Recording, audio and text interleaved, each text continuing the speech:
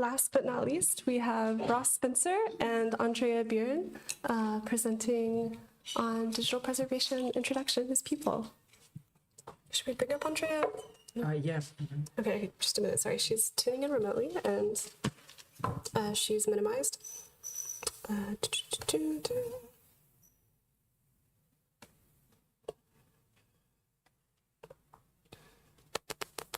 Bear with me.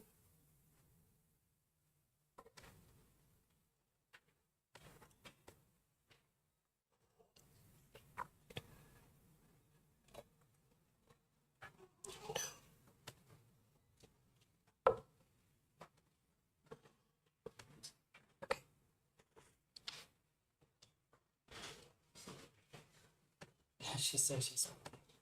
Oh, okay. Good to know. I think Zoom is being elusive. I apologize. I do know how to get it back, so.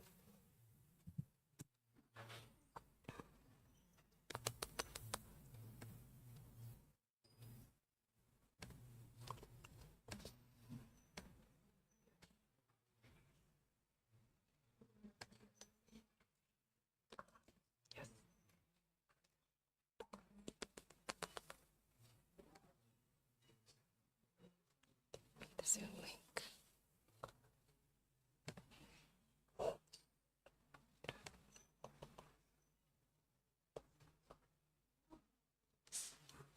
Uh-huh. No. Can she hear us? Andrea, can you hear us?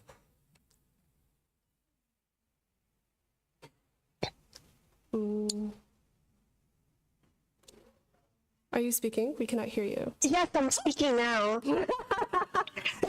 Lovely. Can you hear me now? Absolutely. Yes, thank you. Okay, great. Do you want me to share the slides because I can't see them through Zoom? Okay. Yes, I think maybe it would be best if you share them and present that way if you're comfortable with that. Yeah, that's fine. Hold on. Amazing. Thank you. No problem. Thank you. Whee. Let's make sure. Okay.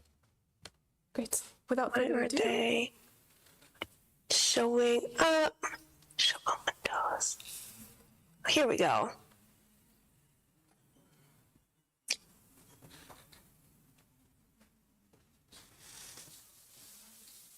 Can you see that okay? Yeah. Perfect. Great. So I'm Andrea Byrne. I'm presenting from New York. I'm right now at the Center for Jewish History, but I'm working with Ross on this project. And Ross, if you want to. Yeah, and I'm Ross Spencer. I'm a digital preservation person. Who I'm currently independent contractor, and I live in Leipzig. And we're going to talk to you about a project we're starting called Digital Preservation as People. And you're like, oh, what is that? We're going to give you the Julia Roberts overview from Notting Hill, our North Star.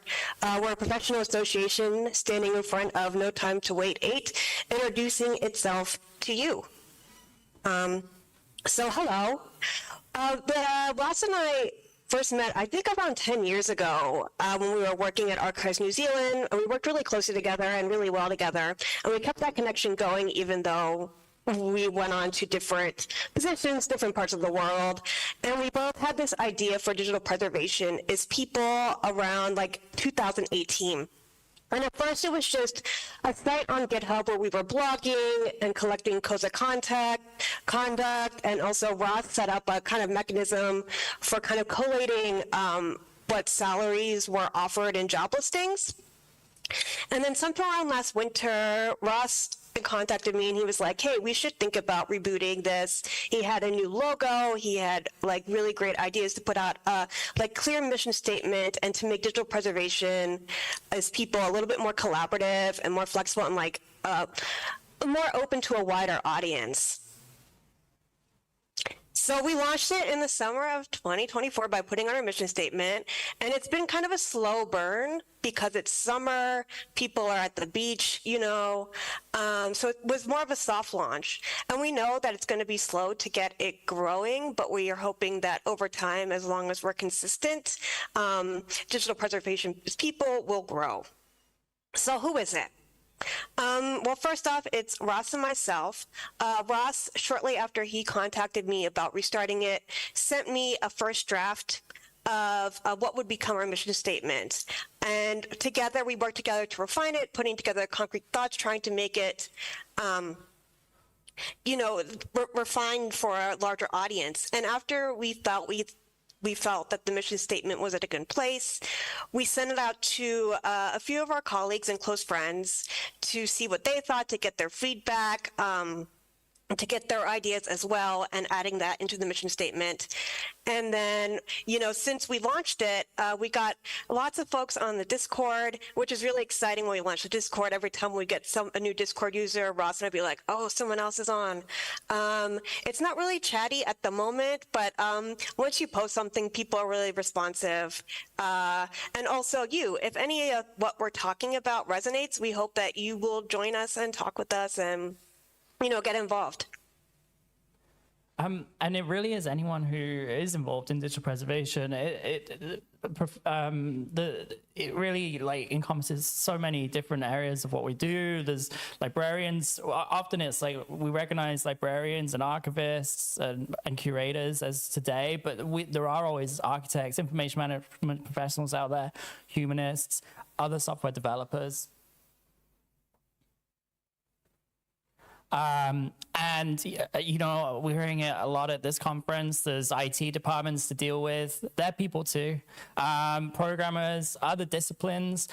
We often try and solve a lot of problems on our own, but there are people who are also subject matter experts that can help us out there, like statisticians, information security experts. I've put community archivists here as if they're separate from the other lists, but often they're also solving so many problems on their own. We just want to provide a place to support and amplify some of their challenges. And who is really anyone? What about vendors? But vendors are people too, but often they don't often present as people. They're often trying to sell you something. But these companies are often built of people who are really, really expert at what they do. And we would like to invite them into the tent and not treat them as separate. As long as they're not trying to sell us the products, they're subject matter experts and everyone else involved who wants to engage eye to eye on some of these issues we want. So we can broaden the church, proactively approach industry for some of the problems we have, especially some of the social media companies or who might be storing our data that might not give us the best ways of archiving it. Industries that are writing specifications who we can maybe provide some thoughts to about how you improve codec, and which this community is already very well familiar with. We do believe institutional, bias for institution feels like the wrong approach. Institutions go through different seasons. The government of the day might change the amount of resources you have to solve some of the problems you have, or worse, take away some of your ability to do important things. But it's a catch-22. Lots of your organizations paying for you all to be here, but while the organization changes or government changes or whatever else, you're the constant, and you're the ones who kind of still have to keep doing your job and need a place to maybe share, maybe vent. But it's difficult. There's a more nuanced sort of view of this, I think, in the mission statement. How do you talk more without, I think I'm on the next slide, Andrea, sorry. Okay. Oh, not quite. So, No, you can go. Okay, great. And also, so many roles are changing. So like the role of the subject matter expert, the role of the manager, someone with woo, which means winning others over, people who are very persuasive in selling digital preservation to their organizations. This might all be now the same role. Like there's so many unicorn job listings. And in an ideal world, we would say like, these roles have to go. Like these should each be different people. But we don't live in an ideal world. And we have to be able to support people with these kinds of Frankenstein unicorn type roles. And also like if people are lucky enough to have an organization where these are individual roles, we want to bring them into the fold too, because the person who's a manager, they were probably working day-to-day in digital preservation in the first place and now may not feel as in touch with the community as they used to. And people who are persuading their institutions that digital preservation is needed want to be in touch with the community as well, so they know what's going on and how to sell it. And people mean valuing the diversity of context. There are lots of different roles. Valuing, sort of looking at the changing context. When something does change, how do you still continue to do what you need to do? How are you supported? How do we amplify your messages? And like actually, something really important here, I think, is the need for changing context.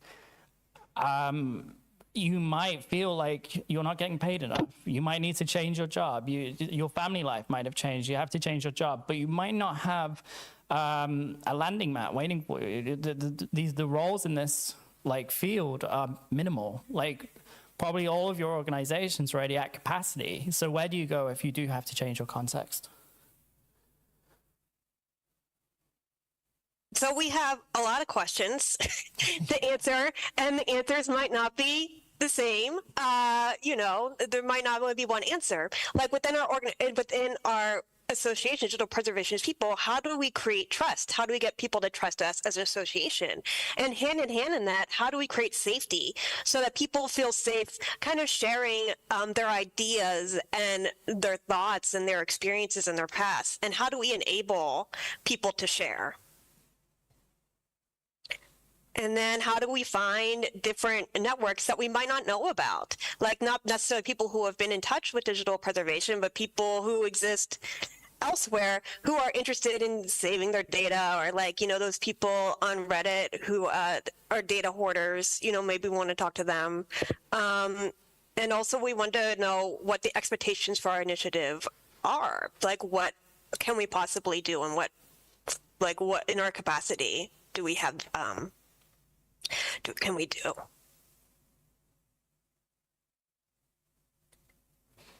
So we have so many questions. So we're planning to have a town hall. This is the town hall where Ross lives. It will not be held here. It will be virtual. We're hoping to have it sometime before Christmas. And in that town hall, we hope to kind of accentuate the positives. We don't want it to be like a place to vent about disappointments, or just thinking about the positive ways maybe someone was supported, the positive way that someone supported other people, and trying to put the people first and not just the profession and not just what you are. Like you're not just a digital preservation person, you're a person. And also having a wider open tent, so not just getting your usual suspects, the community, but other people who are interested, who kind of touch on digital preservation, other disciplines, and other perspectives. And we also in the town hall want to ask why people fall out of the digital preservation community. Did they change jobs, or are they just don't have the capacity anymore, or they're just, focusing on other things in their lives, and what that impact is on the community and on themselves, and what can be different. And yeah, so a good example is if someone leaves the community, usually it's probably going to be a loss for us. But also, is it a mindset that anyone loses? They're going to take that with them, possibly into another industry. So we should probably keep the door open, but keeping that door open takes many shapes and many different ways of understanding. So not everyone is Library of Congress, BFI or MoMA, but there are new sites to be shared for individuals from outside our walls, but they could be initially from inside our walls. We don't have the same organizational ties anymore, so we can't be as reciprocal in approach. I think people are very open to be like, I work for National Archive, I work for National Gallery, let's, go and talk to each other in our own places. But it's not as easy if you're working for a small community archive or something. We need a coalition of folks who have the background to recognize this and can break down the walls and barriers and be a touchstone or a touch point for folks who are in these positions. So how are we going to go about doing this? What is our approach? We're hoping to be more casual. There's not going to be like a formal membership, no membership dues or like these meetings that you have to go to or anything like that. So like a lot less obligations, because our hope is to not be another source of burnout. We know when you join an organization, you're putting it on top of the jobs that you're already doing. And that can be a lot sometimes. Sometimes it feels like you need to have more than 24 hours a day to do everything. So, we're not going to be creating a product or like holding a conference, and there's not like a committee. Like maybe in the future, it might be designed, like we might want to do that, but at the time, no. Like we just want it to be very casual at this time. And it can be anything the group decides. There are ways of collaborating with each other that folks like Lizana and Dragon like pioneer and have been really good at. Right now, it's just a message on a Discord or a blog. There's an opportunity to be anything. It could be an incubator, like if people need like extra support. It could, but the town hall will help define things. Self-organizing groups would be great, and becoming decentralized is a really important part of this. So we're on the internet. You can find us there. We do have a Discord server, like we said, but if your Discord is not your thing, I was doing this presentation, I was running through it with my partner yesterday, and he's like, I want to do it, but I don't want to do Discord. I'm like, that's fine. You don't have to. We have a Write-As site where we have different prompts. Ross will be talking about that. And also, I feel like on your social media, you can hashtag and have a conversation. And we're around. We're on the internet. If you're not on the internet, that's cool. We'll be at your local food court at 7 p.m. on a Friday. So how... we really like our main goal is to provide a way to maintain this connection so that we can amplify, the ideals that we set forth in our mission statement. And, the mission statement is a growing document. It's living. It depends what other people have ideas about. We want to support those individuals and provide a space, and to have people who maybe aren't as vocal in the community, enable their voices. And in that way, we're able to accept and present different views, to have lots of questions and discussions, and maybe seeing alternative ways of going about doing things. Oh, sorry, it's me. And so, please join the Discord. Keep sharing your stories. We have these things called prompts, inspired a little bit by the OPF, where you can write blogs for us, and we'll, promote the blog and do the best we can to get like traffic going to it. Keep sharing your challenges, your workarounds, especially your workaround. Share the experiences you have, and share the alternative vision. Like, what is the ideal, and how do we get to it from working backwards? This is an example of some of the prompts. There's a link at the end of this presentation. You can log into the link and you can get the mission statement. You can get some other links related to DPIP, plus some of our inspirations, plus access to these prompts if you're interested in writing any content for us. You can put the logo somewhere, but instead of that, just read the message and live any part of the message that resonates with you. And especially if something is missing, just let us know. Before we go, our touch points are for Bazi, ETA, vocational OR, of course, which I think everyone knows, but very few people I see very few people just reminding everyone every day that people are doing too much. Cassie, Finley, this is an amazing presentation. It's in the links. She talks about changing roles, enabling more people, decentralization. Empathy and technology is a really good initiative. Lizana and Dragon as well. Like this, I guess even if you're not doing Wikidata, you should join this group because they're awesome. Jay Weatherburn, Matthew Burgess, who's here, Australia Preserves, that's a great group, and the maintainers, of course. And some of these are examples of places that aren't always so chatty, but I think are very impactful. And to bring it back to Julia Roberts, our North Star, from Notting Hill. We hope that if any of this resonates with you, if anything of this is interesting to you, or you feel strongly about it, or you hate it, you'll introduce yourselves to the digital preservationist people, and you'll engage and create conversations, and keep an eye out for us. Keep an eye out for the town hall. We're also hoping to have like little seminars where people talk about stuff. Thank you so much for your time. We appreciate it. And this is a QR code that will bring you to a link tree of different ways you can connect to us, and also those things that Ross mentioned before, our touch points. There's links to those as well, kind of as a bibliography. Thank you. Thanks, Andrea. Thank you, Ross.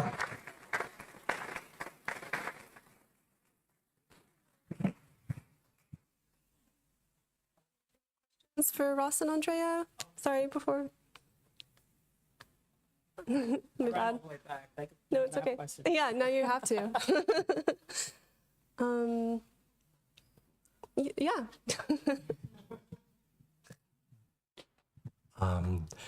Thank you for this. I have a question in terms of, I hear a lot of stories where people are basically, they want to do something, and there are politics and things and so on, and you hear this when you meet the people in person, but these stories reoccur. I think a lot of you know these stories, like I would like to, but this and that, Sachzwänge and so on. How should we deal with this? Like, do like videos where you can't see the people and you just do their voices differently? Because no one will dare to publish that, because if anyone figures out who they are, you know what I mean? Do you want to go with that, Andrea? Yeah, let me stop sharing and show my video. Hi. Yeah, absolutely. That's something that is really concerning to us, because we do know, like, you talk to people, or things have happened to us where it's like, well, we don't feel like it's safe to share. And that's why that's one of our questions, to figure out, how can we share? How can we tell our stories? How can we communicate with each other in a safe space? And how do we create trust? Because, I mean, you don't really know us, and you don't know who you're talking to. So how do we promote that trust and that safety in a way? And I think it's really hard, and it's a hard thing to do. I didn't mean like trusting you. That's not the issue. But we were speaking. No, I get it. I'm sorry. What? Yeah, I think she's answering you. I think, Andrea, you've got the question right. But the how we do it is the unknown. And yeah, you're right. But I think the answer is, we don't know yet, but this is the forum for it, and you can help. Or maybe the answer is with improvisation and care. Intention, yeah. Anything else? Oh, yeah.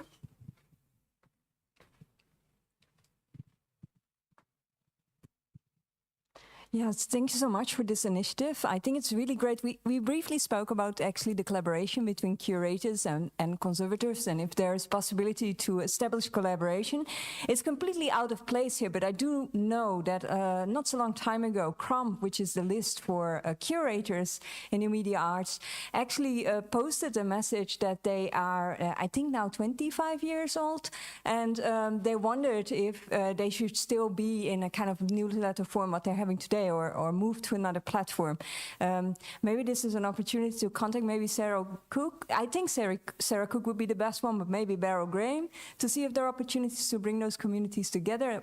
It could be very fruitful, maybe not, but... Yeah, we'd love to hear more. We want to have the biggest tent.